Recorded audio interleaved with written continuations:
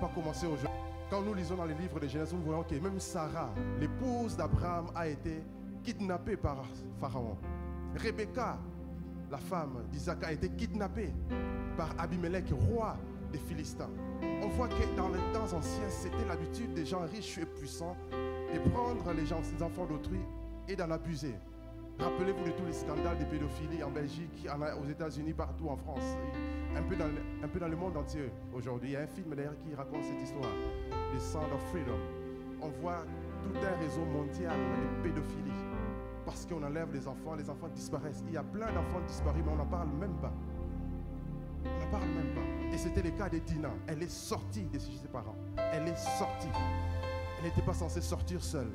Et on a vu le matin que l'une des choses qui provoque cette guerre intérieure, c'est l'effet de briser les interdits.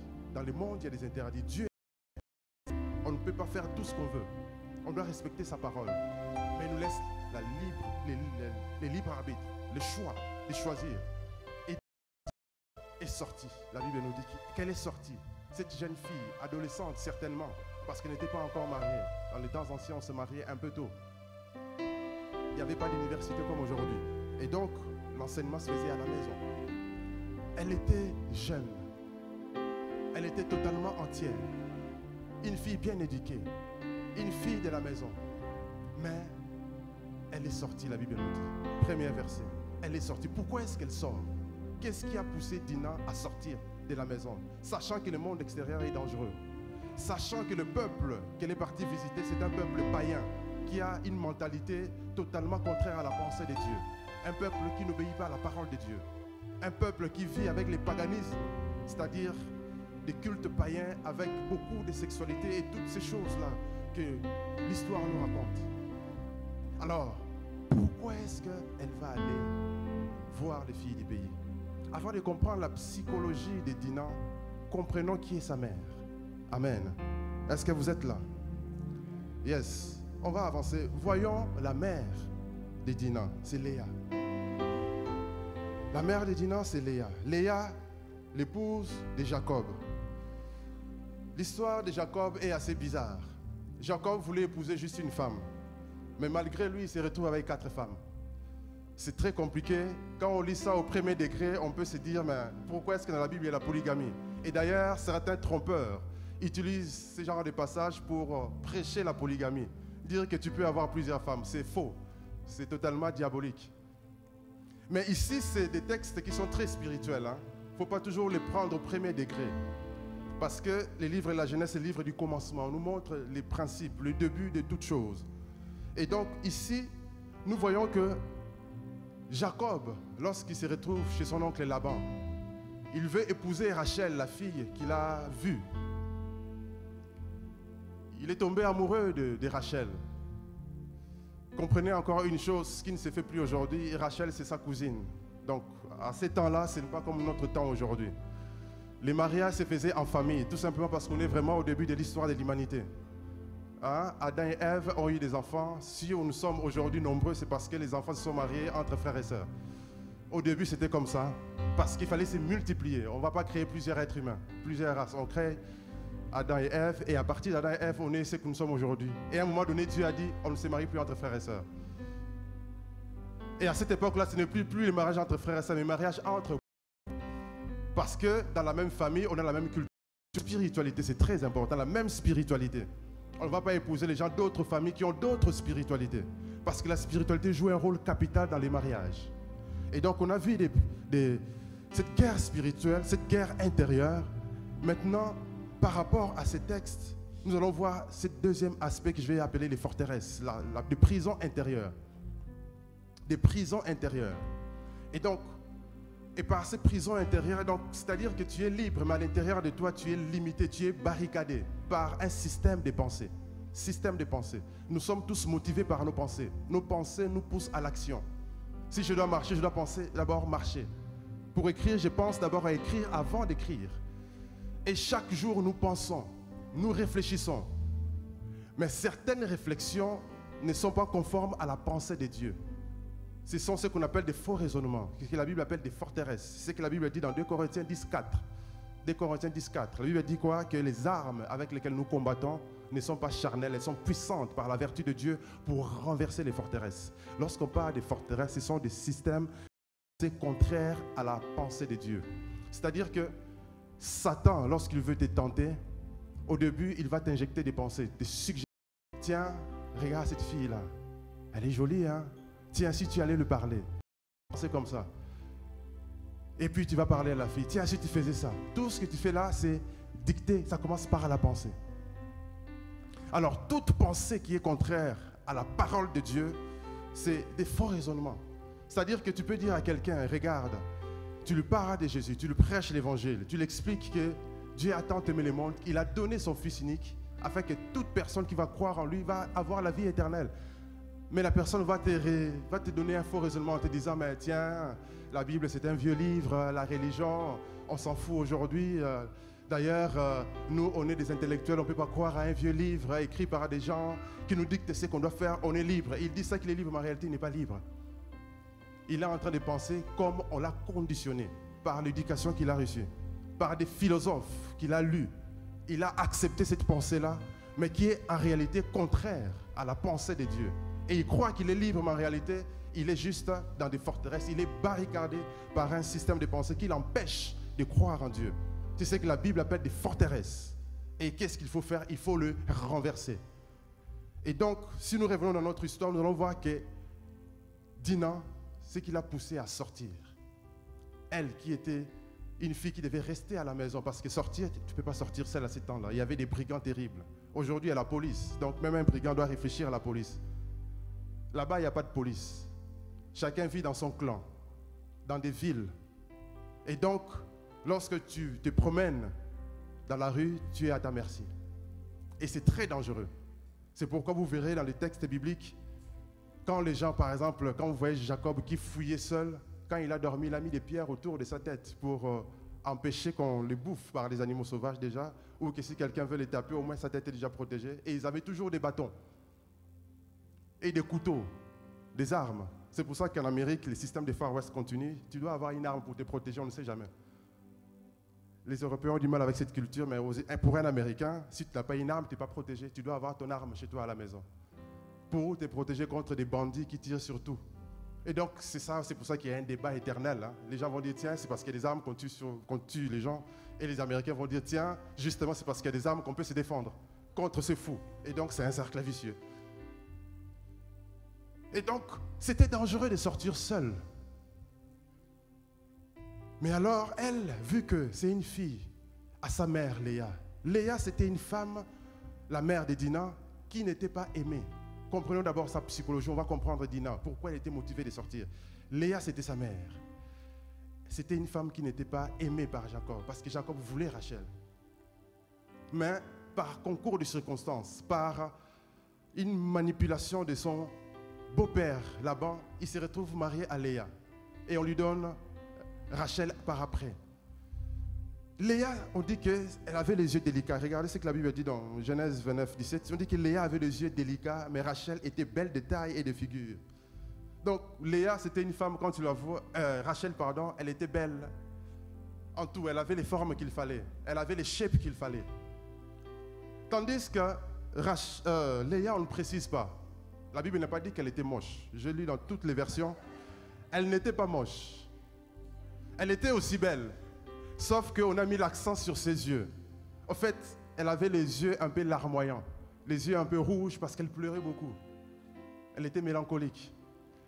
Donc j'ai été voir un peu dans la culture juive, dans la tradition orale. En fait, elle était, on ne va pas dire dépressive, mais plutôt mélancolique. Parce que dans cette culture de l'époque, normalement, il fallait qu'elle épouse Ésaü. Or, Ésaü, tout le monde savait, il avait une mauvaise réputation. C'était un impie. Il n'aimait pas Dieu. Il était pas bon, mauvais caractère. Il n'aimait pas l'enseignement. Il aimait la chasse. Il était tout seul. Bon, le pasteur Richard nous avait bien parlé d'Ésaü. Quelle personne avait investi en lui sur l'éducation. C'était un gamin qui était toujours dehors. Il faisait la chasse. Il est devenu un chasseur. Il n'avait pas de bonnes manières. Il n'aimait pas il n'avait pas de bonnes manières. Lui, les gars qui pouvaient bien parler aux femmes. Il était brutal. Et donc, Léa, selon la tradition, devait épouser Ésaü, selon la tradition juive.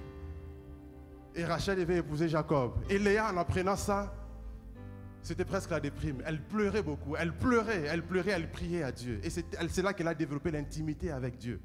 En parlant à Dieu, parler à Dieu, prier, dire à Dieu qu'elle refuse ça. Elle veut un meilleur destin. Elle veut une destinée avec Dieu. Elle veut que Dieu puisse faire des choses dans sa vie.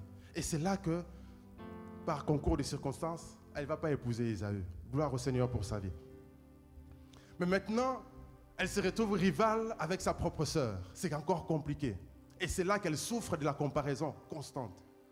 Tout le monde va complimenter Rachel, mais Léa, elle a les yeux délicats. C'est tout ce qu'on peut dire sur elle. Ses yeux sont bizarres. Toujours en train de pleurer, toujours bizarre. Elle n'est pas aussi cool que Rachel qui était bergère. Elle avait un métier. Elle, on ne sait pas quel métier elle faisait. Mais Rachel, on sait qu'elle avait un métier. Elle était bergère. Et c'était une fille cool qui pouvait sortir en travaillant. C'est là d'ailleurs qu'elle a rencontré Jacob. Ils se sont aimés. Et Jacob a demandé la main à son père. Donc, on voit que Léa, sa vie n'est pas comme la vie de tout le monde.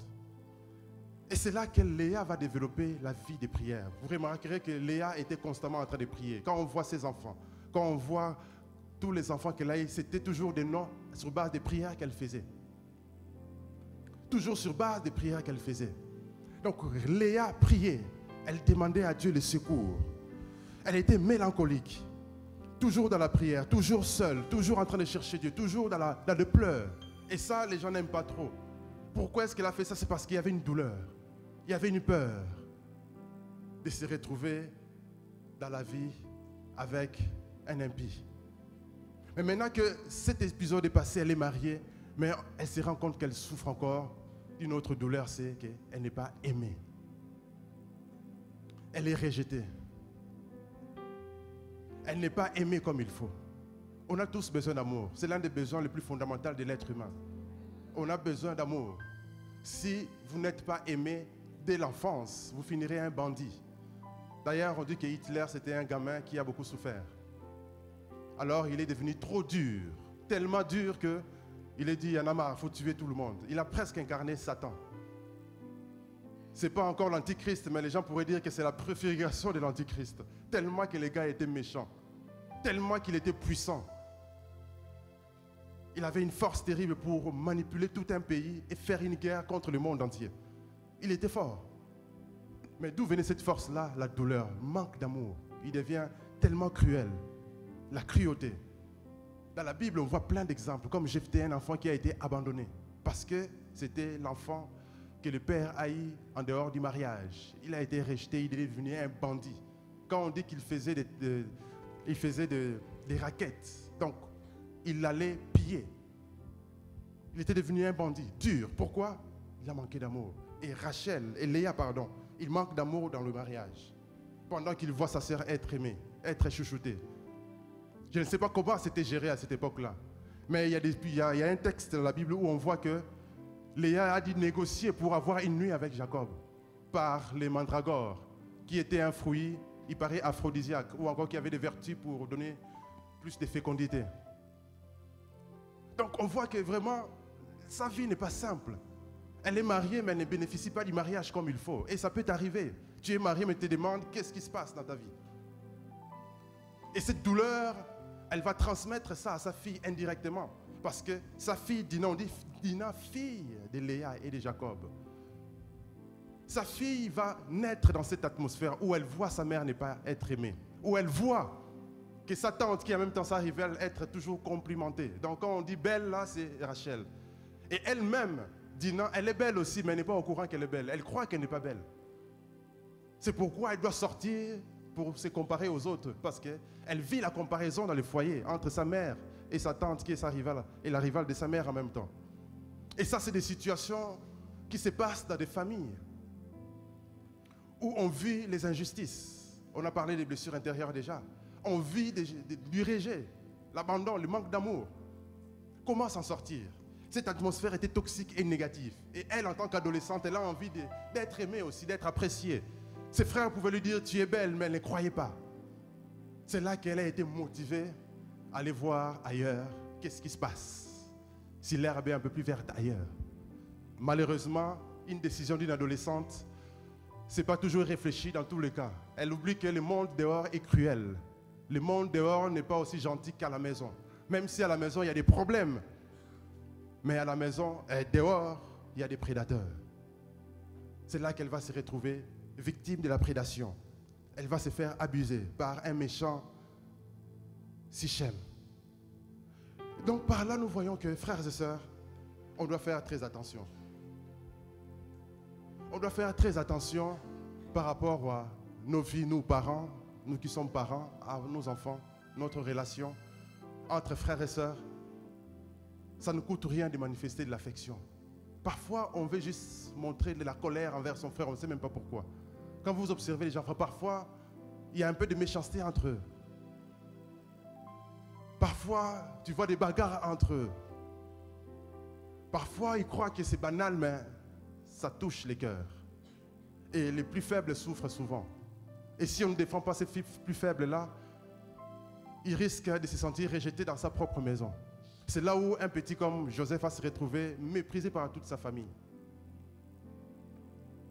C'est pour ça qu'on doit faire attention. Les parents doivent arbitrer qui est la justice pour éviter que nos enfants puissent sortir loin de la maison pour chercher refuge ailleurs.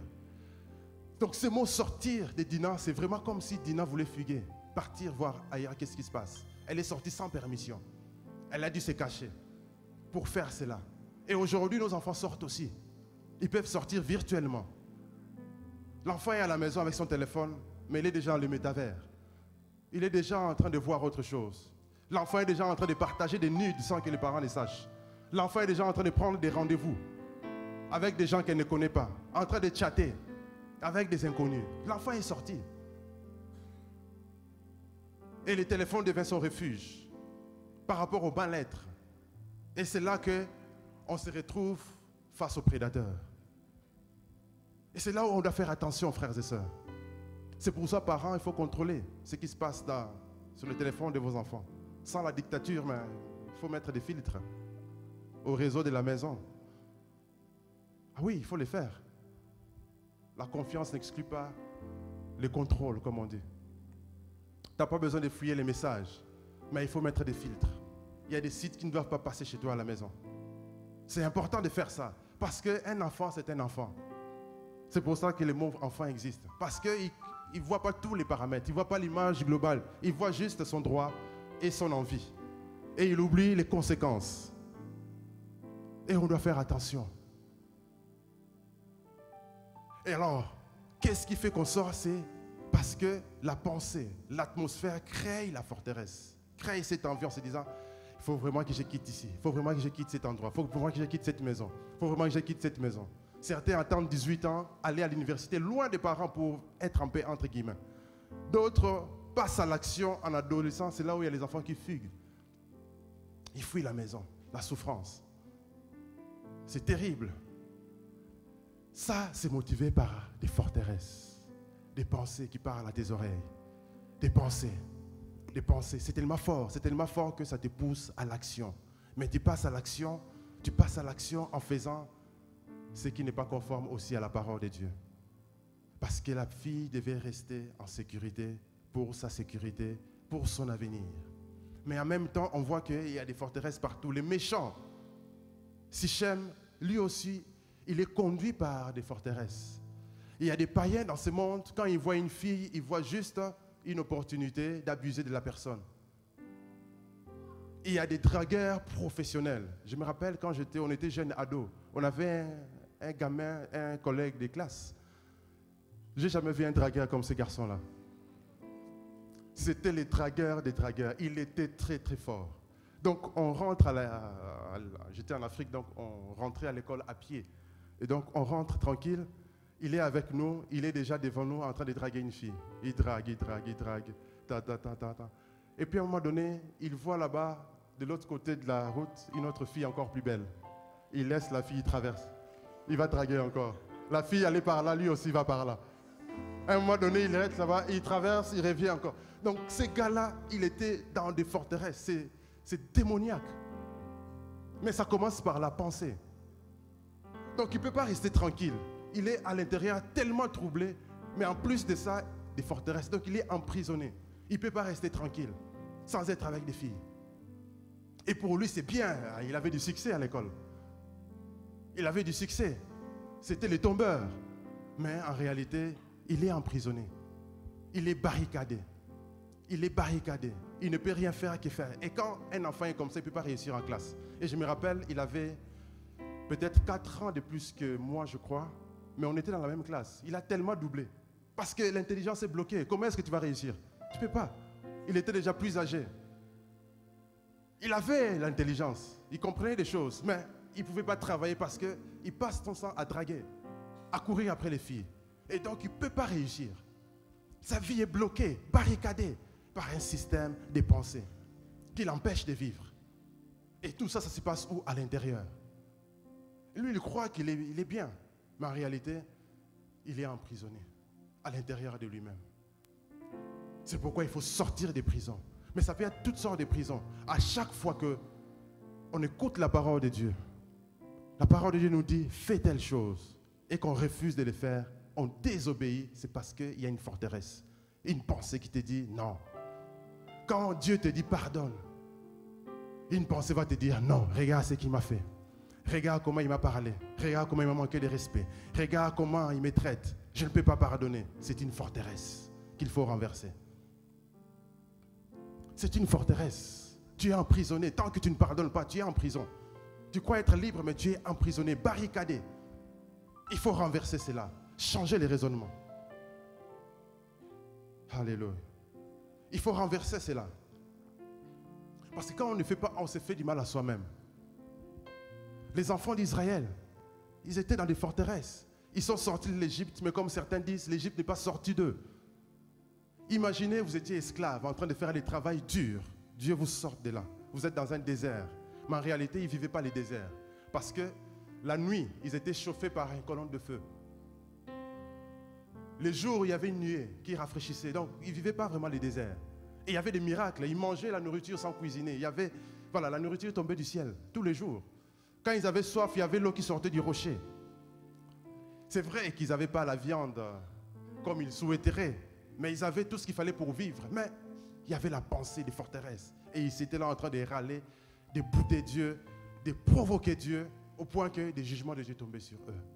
À chaque fois qu'on refuse d'obéir à la parole de Dieu, volontairement, c'est parce qu'il y a des forteresses. Il y a une pensée qui parle dans ta tête pour te dire non, tu ne dois pas obéir. Non, je ne peux pas pardonner. Non, je ne peux pas pardonner.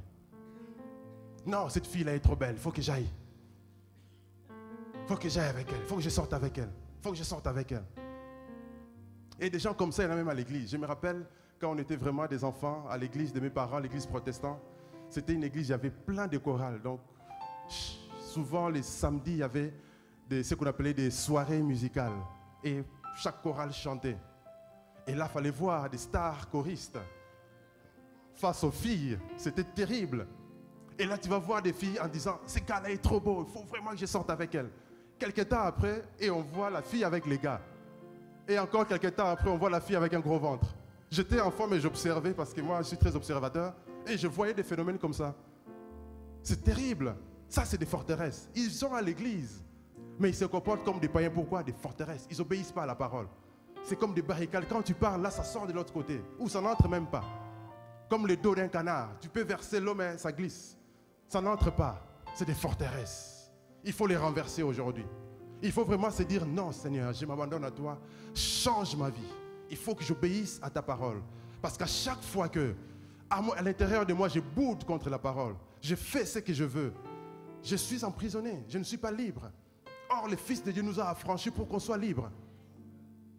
Et à chaque fois qu'on veut se rebeller en voulant faire quelque chose, on se condamne. Dina s'est mis elle-même en danger. Parce que les méchants dehors, il y en a.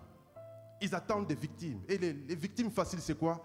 C'est toutes ces personnes qui ont des mal-être à l'intérieur. Et ça se voit. Tu peux observer quelqu'un, tu peux voir que cette personne-là a des problèmes d'assurance. Cette personne-là a des problèmes d'estime. Ça se voit par les comportements, par des exagérations. Parce que quelqu'un d'équilibré est équilibré. Et il y a des gens qui sont vraiment déséquilibrés. Et ça peut se voir. Et c'est là que des prédateurs profitent pour en faire des victimes. Ne sois pas victime des prédateurs. Amen. Il ne faut pas être victime des prédateurs. C'est pourquoi il faut renverser des forteresses aujourd'hui. Il faut qu'à l'intérieur de toi, que tu acceptes la parole de Dieu. Que tu obéisses à tout ce que Dieu dit. Les méchants, il y en aura toujours. Des circonstances négatives nous forment. J'ai bien aimé les paroles prophétiques tout à l'heure. C'est le chemin de la destinée. Tu ne peux pas arriver là où tu arrives sans être formé. Comment est-ce que tu peux comprendre la douleur de quelqu'un qui a été abusé si toi-même tu n'as jamais eu la souffrance, tu n'as jamais souffert? Tu ne pourras pas comprendre leur douleur. C'est pourquoi Dieu permet à certaines personnes de traverser des douleurs. On ne peut pas en vouloir à Dieu. Si tu en veux à Dieu, tu te bloques. C'est une forteresse qui t'emprisonne. Parce qu'en vouloir à Dieu, en disant pourquoi Dieu a permis que telle chose m'arrive, je n'ai rien fait. Je suis victime d'abus. Et regarde ma vie, je me sens sale, je ne me sens pas bien. Si tu en veux à Dieu, tu te bloques. Il faut venir à Dieu. Il faut dire à Dieu, sauve-moi, je me sens mal. Guéris-moi, transforme-moi, touche-moi. Il faut venir à Dieu, avouer, dis à Dieu qu'il te change. Parce que quand tu t'enfermes contre Dieu, quand tu te rebelles contre Dieu, tu te bloques. À chaque fois que tu refuses l'aide de Dieu, tu te condamnes toi-même. En disant non, j'ai le droit d'être en colère. J'ai le droit d'être fâché. J'ai le droit d'en vouloir à la terre entière. J'ai le droit d'être fâché. Et on reste fâché contre Dieu. On reste fâché contre ses parents. On reste fâché contre son conjoint. Et on reste comme ça pendant des années, mais on est en réalité condamné à soi-même. On ne peut pas évoluer. Il n'y aura jamais de solution tant qu'on reste bloqué comme ça. Là, on est dans des forteresses. Et il faut les renverser. Il faut les renverser. Parce que tant qu'on est dans des forteresses comme ça, c'est comme si Satan devenait puissant. On peut dire démon sort, il ne sortira pas. Parce que tu ne veux pas que les démons sortent. La délivrance dépend de toi-même. Si tu veux la délivrance, viens à Dieu. Dis à Dieu, Seigneur, sauve-moi, délivre-moi. Avoue les problèmes. La douleur que tu as là, dis-les à Dieu.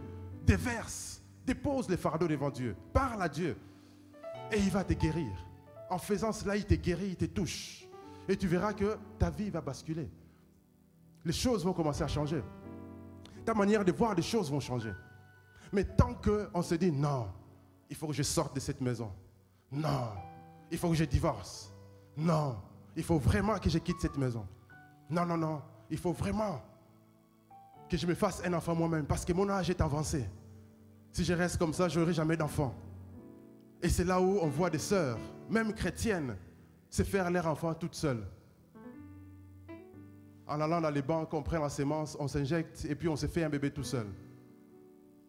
Ça, c'est des forteresses. Si tu es enfant de Dieu, un Dieu tout-puissant, pourquoi est-ce qu'il ne te donnerait pas un mari? Un Dieu tout-puissant qui a tout créé, est-ce qu'il n'est pas capable de te donner un mari et de te donner des enfants? Sarah et les enfants à quel âge?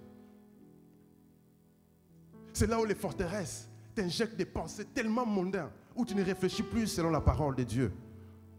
Et tu as tes raisons. On se dit, ah, là j'ai avancé, ce gars-là, il a l'air gentil, on va seulement se paxer. Non, ne te paxe pas. Attends le vrai mariage. Si tu veux te marier, Dieu te donnera un mariage. Si le mariage n'est pas encore là, peut-être que Dieu veut que tu franchisses une étape. Et je ne connais pas cette étape, il faut aller voir à Dieu. Parle à Dieu, dis-lui, Dieu parle. La Bible est la vérité. Et Dieu parle, Dieu va te dire ce qu'il faut changer. Le mariage n'est pas la solution. Le mariage, c'est une première étape de la vie, à deux. Parce que parfois, on met la pression aux gens. Hein? Tu vois une jeune fille, puis tu dis, alors, les mariages, c'est pour quand? Laisse la jeune fille tranquille. Les mariages, c'est pour quand? Alors, tu te maries cette année? Non, il faut arrêter ça. Arrêtons de mettre la pression. D'ailleurs, Paul disait que c'est mieux de faire comme moi, de rester célibataire. C'est vrai, hein? C'est une dimension plus élevée. Jésus n'était pas marié. Hein? Paul n'était pas marié. C'est une dimension de spiritualité très, très élevée. Nous, là, on a choisi la facilité, on s'est marié. C'est une dimension très élevée, où tu sers Dieu à 100%.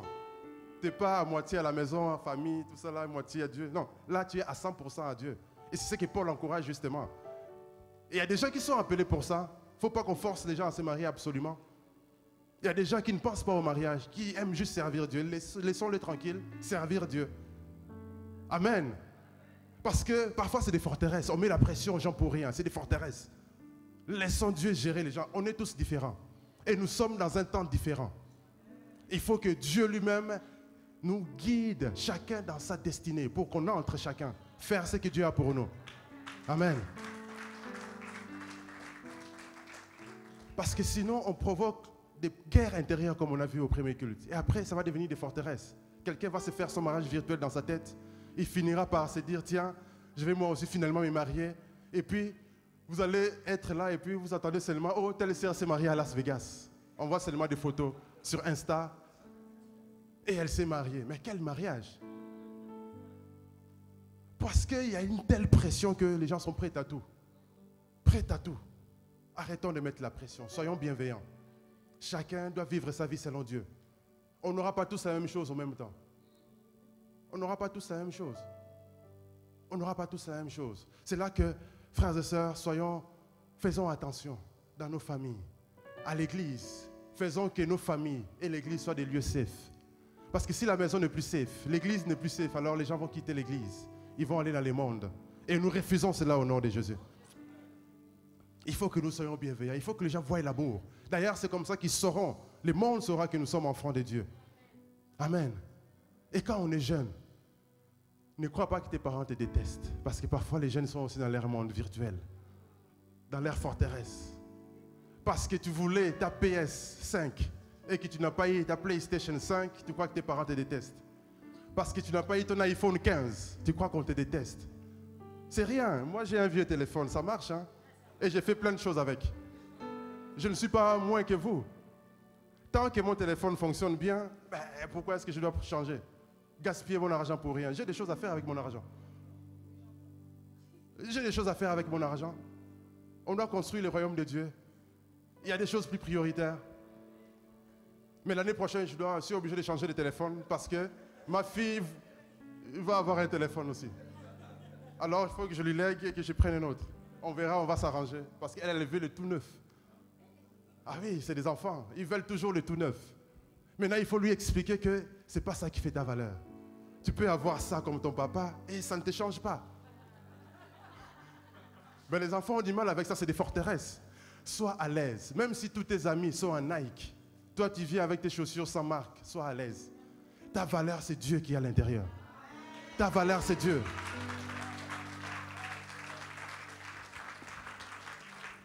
Je sais qu'au Luxembourg, la pression est très élevée. En Belgique, on est dans un pays quand même moyen, mais au Luxembourg, tous les gamins doivent être Nike, doivent être iPhonés, sinon, tu n'es pas au Luxembourg. Mais sors de cette pression. Vis ta vie. Économise, fais du business. Si tu veux faire du business, viens, on va t'enseigner à faire du business. Tu n'as pas de charges à payer. Le peu d'argent que tes parents te donnent, fais un business avec. Peut-être à 18 ans, tu deviens déjà millionnaire. Qui sait? Nous, là, on a trop de charges. On a trop de choses dans la tête. Viens, on va t'enseigner. Ne gaspille pas, ne suis pas la mode. Le monde, là, il ne faut pas suivre ces gens-là. Chacun a sa vie. Amen. Chacun a sa vie. Et donc, renversons les forteresses. Ne crois pas que parce que les gars que tu souhaitais qu'ils te courtisent, qu'ils t'épousent, mais ils ne t'épousent pas, il t'a mis dans la friend zone. Ils ne te détestent pas. C'est juste que, voilà, accepte qu'il épouse d'autres personnes, sans que ça soit un problème. Amen. Parce que parfois dans les églises, il y a des problèmes où je voulais le frère est parti dans une autre sœur, il m'a friendzoné, et puis voilà, c'est-à-dire qu'il me considère juste comme un ami, et pourtant moi je voulais qu'on soit un peu plus, qu'on se marie, vous voyez? Et parfois ça crée des tensions. Non, soyons à l'aise. Accepte qu'il épouse une autre personne. Toi, Dieu a quelqu'un pour toi aussi. Oh. Et ça arrive. Et ça va arriver. Amen. Ça va arriver. Donc, croyons à la parole de Dieu. Parce que les forteresses, parfois, c'est parce qu'on ne croit pas à la Bible. Croyons à ce qui est écrit dans la Bible. Quand Dieu dit qu'il va te bénir, ça veut dire qu'il va te bénir. Quand Dieu dit que tu vas te marier, tu te marieras. Quand Dieu dit que tu es riche, tu es réellement riche. Il faut mettre la parole en pratique. Il faut croire Dieu. C'est ce qu'Abraham a fait. Il a cru Dieu. Quel Dieu qui donne la vie aux morts, qui appelle les choses qui n'existaient pas comme si elles existaient. Il a cru Dieu et ça marche. Lorsqu'on a nos propres forteresses, nos propres pensées, on ne croit pas Dieu, on croit plutôt qu'au banquier, parce que le banquier, lui, Si je lui montre ma fiche de paie, il me donne l'argent, je m'achète une voiture ou une maison. Non, croyons Dieu d'abord. Dieu est capable de faire des choses avec nous. Dieu est capable de nous libérer. C'est pourquoi il faut utiliser les armes de Dieu. Et les armes de Dieu, frères et sœurs, c'est dans la parole. Éphésiens 6 nous montre les armes de Dieu. L'épée de l'esprit. C'est ce que Lévi a utilisé. Avec son frère Siméon, c'est les duos de choc. Quand vous avez des enfants comme Lévi et Siméon, c'est du bruit à la maison. C'est des enfants qui sont prêts à tout pour défendre la dignité de la famille. C'est des enfants qui croient à ce que papa a enseigné. Même quand papa, il est dans le doute. Là, Jacob était dans le doute. Parce que Jacob avait trop marché. Il voulait juste se caser un moment, rester à Sichem tranquille. Et puis voilà, faire du business, rester là. Sauf que Dieu avait dit, il ne faut pas se mélanger. Jacob a voulu accepter les deals. Mais heureusement, Jacob avait Lévi et Siméon. Que Dieu te donne des enfants comme des Lévi et des Siméon. Des enfants qui obéissent aux parents. Ce que papa avait dit là, ils ont retenu. Ils savent qu'en Israël, on n'accepte pas l'infamie. On n'est pas à vendre. En Israël, on est des fils et des filles de l'Alliance. Dieu est notre Père. Ça veut dire qu'on ne se mélange pas avec le monde. Ça veut dire que nous croyons à la parole. Et la parole va se manifester dans nos vies. Et ça, c'est des fils. Ils ont utilisé la parole, l'épée, pour manifester les jugements de Dieu. Nous allons nous aussi prier en utilisant la parole. Lorsque Jésus a été face au diable, Satan voulait injecter les forteresses. Parce que Satan va te proposer ce que tu as déjà. Regarde Sichem. Qu'est-ce qu'ils ont proposé à Jacob? Oh, tu peux acheter des propriétés chez nous. Non, ce n'est pas chez vous. Dieu avait déjà donné ce territoire à Abraham. Ce n'était pas chez eux. Ils occupaient juste en attendant que les jugements de Dieu se prononcent pour qu'Israël vienne occuper la terre. La terre était déjà à Jacob. Donc Jacob n'avait pas à vouloir faire un deal avec ces gens-là. Et la même chose, Jésus. Il est fils de Dieu, mais Satan vient lui poser la question. Est-ce que si tu es le fils de Dieu, transforme cette pierre en pain? Parce que Jésus avait faim. C'est lorsque tu as un besoin que le diable viendra te proposer. C'est pour ça qu'on doit faire attention. On doit avoir la maîtrise de soi. On a appris la gestion des émotions, la maîtrise de soi, pour que lorsque on est dans les besoins et qu'on nous propose quelque chose, qu'on se maîtrise assez pour discerner si Dieu est dedans ou pas. Satan vient dire à Jésus, si tu es le fils de Dieu, transforme cette pierre en pain. Il est déjà fils de Dieu, il n'a pas besoin de prouver. Satan va te dire, si tu te prosternes devant moi, tu auras tous ces royaumes. Dieu nous a donné le royaume. Tu n'as pas besoin de te prosterner. Et beaucoup de gens entrent dans des sectes mystiques. Tout ce que vous voyez sur Internet, là, Instagram, oh non, voilà, quelqu'un va raconter son histoire. Oh tiens, voilà, j'étais fauché, j'étais dépressif, j'ai fait tel truc. Aujourd'hui, je suis moi aussi millionnaire, je roule en Lamborghini, blablabla. Ils disent pas tout, c'est des mensonges, la plupart. Il ne te dira pas qu'il est homme, mais il est devenu la femme de quelqu'un. Ça, il ne va pas te le dire. Il y a des choses sales à Dubaï, là-bas. Ils viennent nous montrer des belles voitures, mais ils font des choses sales qu'on ne peut pas citer ici, dans les lieux saints. Tout ça parce qu'on veut apparaître. C'est des forteresses. Acceptons dans la vie, tu n'auras pas tout de suite. Même, il y a certaines choses que Dieu t'a promis, tu ne peux peut-être pas les avoir. Tu vas retourner la gloire, tes enfants vont les faire. Et on doit être à l'aise avec ça. Il ne faut pas te comparer, ne te mets pas la pression. Nous vivons dans un monde où il y a trop de pression. Pourquoi tu ne travailles pas? Fais chercher un boulot, fais ci, fais ça. Pourquoi tu n'as pas telle chose? Non, on ne peut pas tout avoir telle chose. Non, je ne peux pas. Parfois, si je ne peux pas, je ne peux pas. On ne peut pas tout avoir. Non. Pourquoi tu n'as pas de télé? Non, je n'ai pas de télé. C'est tout. Non, mais voilà, il y a des gens comme ça, ils viennent chez vous, ils commencent à te dicter. Pourquoi tu n'as pas de télé? Pourquoi tu n'as pas une friteuse? Mais je n'ai pas de friteuse, où est le problème? Où est le problème? Non, mais refusons cette pression-là. C'est diabolique. Mais on rigole, mais c'est ça qui crée des problèmes.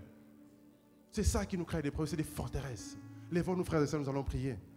Nous allons utiliser la parole de Dieu. Jésus a utilisé la parole. Lorsque Satan lui a dit, ordonne cette pierre en pain, Jésus a dit, l'homme ne vivra pas du pain seulement, mais de toute parole qui sort de la bouche de Dieu.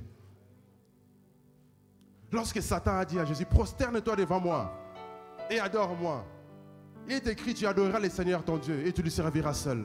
Utilisons la parole. À chaque fois qu'il y a une pensée contraire à la parole de Dieu, qui vient s'injecter, qui vient d'être suggérée dans tes oreilles, chasse-le. Chasse-le. Refuse cette pensée. Refuse-le. Ne sois pas trop gentil. Et si tu as un groupe d'amis qui sont toujours dans ces suggestions négatives-là, quitte-le. Ah oui, à un moment, il faut se séparer avec ces gens-là. Parce que les oranges pourries, là, ça contamine les oranges qui sont bonnes. Donc, utilisons la parole. Nous allons prier. Si l'équipe de l'orange peut s'avancer, que les forteresses tombent aujourd'hui. Karamashenda. Chacun va analyser sa vie. Il y a un système de pensée qui t'a toujours conditionné, qui a dicté ton comportement pendant un moment. Il faut que tu le renverses cet après-midi. Il faut que ça tombe. Il faut que ça tombe. Commence à réfléchir. Pendant que l'équipe de louange nous conduit dans un champ pour renverser les forteresses. Les forteresses tomberont. Vous vous rappelez encore du chant où c'est trop vieux? C'est trop vieux? Allez-y. Prions, frères et sœurs. Commence à penser à tout système de pensée qui t'a toujours conditionné, qui a même caractérisé ton caractère, au point qu'on sait que telle-là, elle est toujours dans l'agressivité, telle-là, toujours dépressive, telle-là, toujours en train de bouder. On sait que tu es un boudeur, une boudeuse, toujours en train de bouder. Il y a eu des forteresses qui ont caractérisé ton système de pensée. Refuse ça. Commence à libérer ton cœur. Si ce qui t'a caractérisé, c'était le manque de pardon, en disant, mon mari là, je ne le pardonnerai jamais pour telle chose qu'il m'a fait. Aujourd'hui, refuse cette parole. Libère ton cœur devant Dieu. C'est très sérieux parce que si tu ne le fais pas, tu es toujours bloqué. Tu es barricadé de quatre côtés. Tu ne peux pas évoluer. Commence à parler à Dieu. Commence à parler à Dieu. Commence à parler à Dieu. Commence à parler. Carabroche. Commence à parler à Dieu. Commence à parler à Dieu. Maré Carabroche. Shekamare. Père, nous venons devant toi. Nous venons devant toi, Seigneur. Nous venons devant toi. Carabroche Shakakata. Au nom de Jésus. Toute pensée contraire à ta parole qui me pousse à pécher, à ouvrir des portes, à désobéir à la parole. Nous renversons cela au nom de Jésus. Au nom de Jésus-Christ. Au nom de Jésus-Christ. Au nom de Jésus. Au nom de Jésus. Tout ce qui nous empêche d'obéir à la parole, d'obéir à la parole, d'obéir à la parole, nous renversons cela. Nous renversons cela. Au nom de Jésus. Au nom de Jésus. Au nom de Jésus. Maré Karabo. Shekara. Rokata. Maré Karabo. Shadamare. Shekamare. Shekamare. Rekarabo. Shedamare. Au nom de Jésus. Maré Karabo. Au nom de Jésus. Au nom de Jésus. Au nom de Jésus. Au nom de Jésus. Maré Karabo. Shada. Au nom de Jésus. Au nom de Jésus. Au nom de Jésus. Père, nous sommes devant toi aujourd'hui. Nous déclarons l'une de nos avenirs. Au nom de Jésus.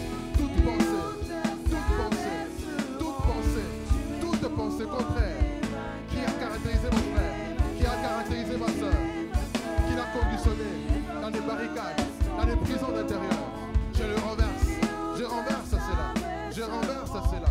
Je renverse cela. Je renverse cela. Au nom de Jésus. Au nom de Jésus. Au nom de Jésus.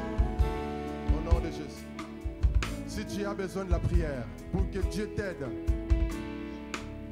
à investir à l'intérieur de toi, que Dieu t'aide à sortir des prisons intérieures, que Dieu t'aide à sortir de cette guerre intérieure, que Dieu t'aide réellement à évoluer et que tu retrouves l'équilibre et la restauration de l'âme. Tu peux t'avancer rapidement, l'air est déjà avancé. Rapidement, nous allons le prier.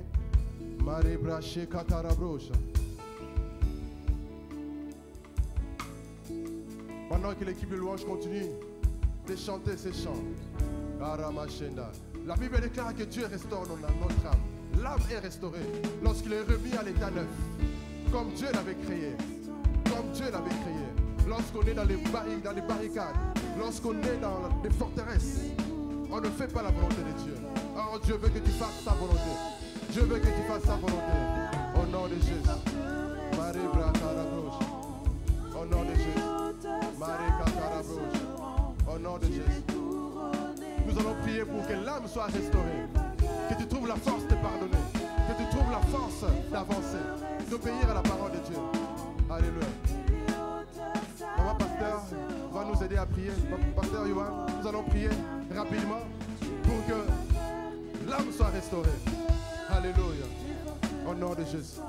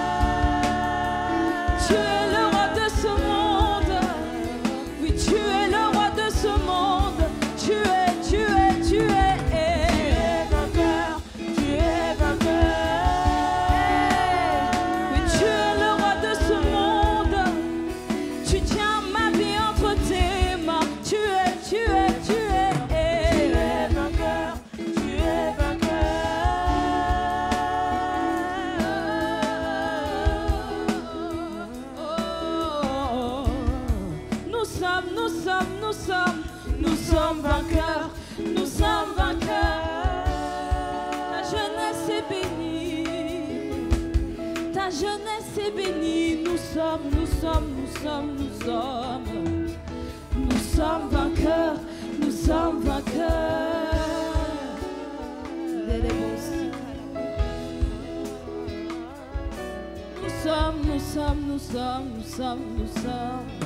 Nous sommes vainqueurs, nous sommes vainqueurs.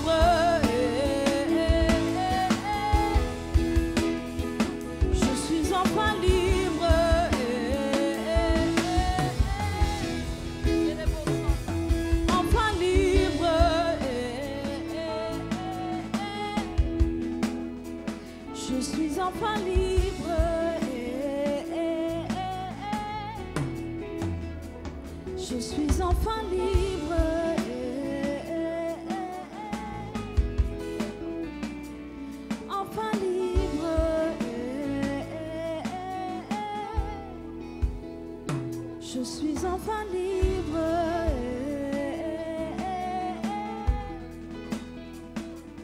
Enfin libre. Je suis enfin libre.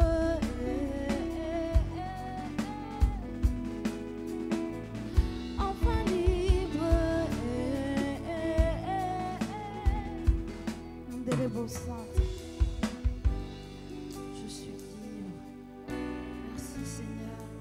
Tu nous as libérés, Yahweh. Tu as payé au prix fort. Tu as payé le prix le plus fort, Seigneur.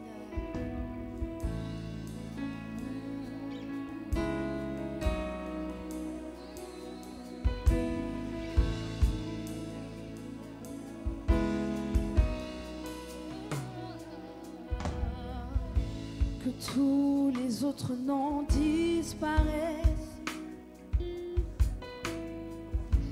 Que tous les autres noms disparaissent jusqu'à ce qu'il n'y ait que toi.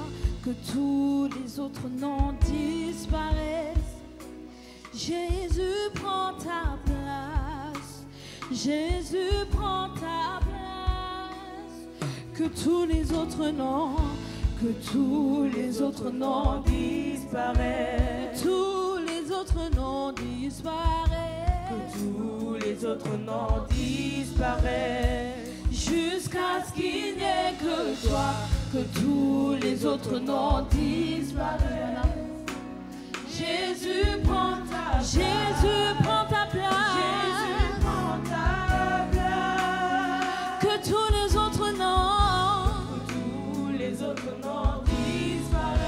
Que tous les autres noms disparaissent. Que tous les autres noms disparaissent. Que tous les autres noms disparaissent jusqu'à ce qu'il n'y ait que tous les autres noms disparaissent. Jésus prend ta place. Oui, Jésus prend ta place. Que tous les autres noms disparaissent. Que tous les autres noms disparaissent. Tous les autres noms disparaissent jusqu'à ce qu'il n'y ait que toi. Que tous les autres noms disparaissent.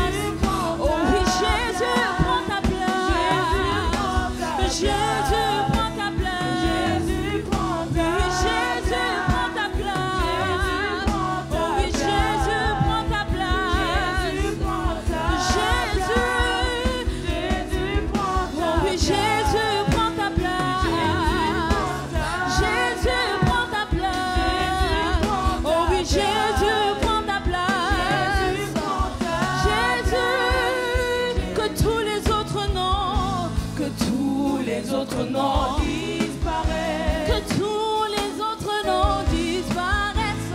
Tous les autres noms disparaissent. Que tous les autres noms disparaissent. Tous les autres noms disparaissent. Que tous les autres noms disparaissent. Que tous les autres noms disparaissent.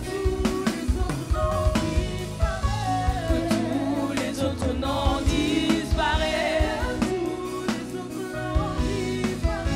Que tous les autres noms disparaissent. Tous les autres noms disparaissent. Que tous les autres noms Oui, on sait disparaissent. que tous les autres noms disparaissent. Tous les autres noms Oui, dans nos vies, disparaissent. que tous les autres noms disparaissent. Tous les autres noms Dans cette situation, disparaissent. que tous les autres noms disparaissent. Tous les autres noms disparaissent.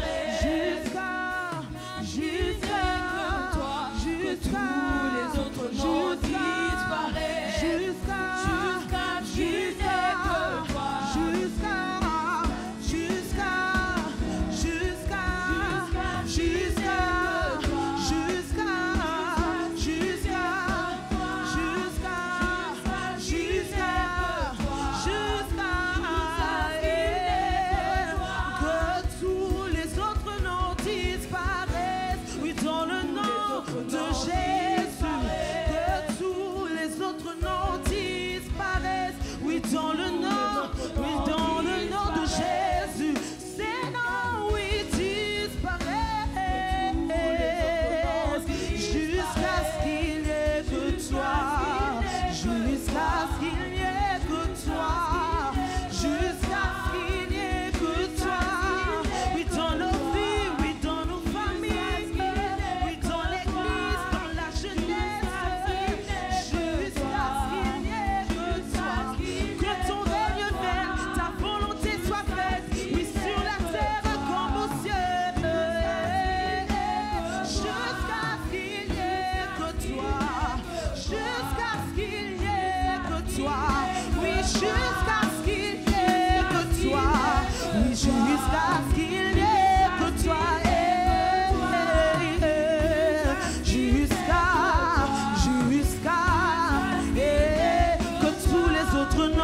Que tous les autres noms disparaissent. Que tous les autres noms disparaissent. Les autres noms disparaissent.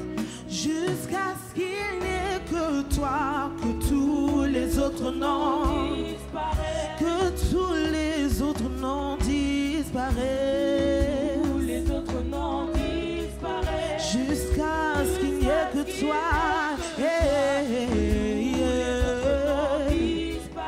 Que tous les autres noms disparaissent. Tous les autres noms Jusqu'à ce qu'il n'y ait que toi. Jusqu'à ce qu'il n'y ait que toi, oui, dans nos cœurs. Jusqu'à ce qu'il n'y ait que toi, oui, dans nos cœurs. Jusqu'à ce qu'il n'y ait que toi, oui, dans nos cœurs. Oui, dans nos vies, que tous les autres noms disparaissent. Tous les autres noms disparaissent. Que tout disparaît. Tous les autres noms disparaissent.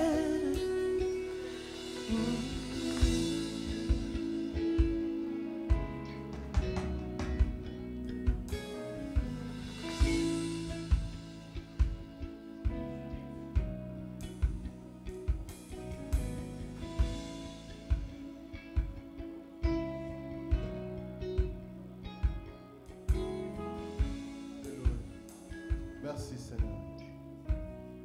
Avant de clôturer, nous allons prier pour un sujet important. Vous savez, lorsqu'on est dans des forteresses, un moment, on va obéir au doigt et à l'œil à cette voix. C'est ça qui conduit aux gens à commettre l'irréparable. Et en ces temps où les gens invoquent les esprits de mort, nous allons lier l'esprit des suicides.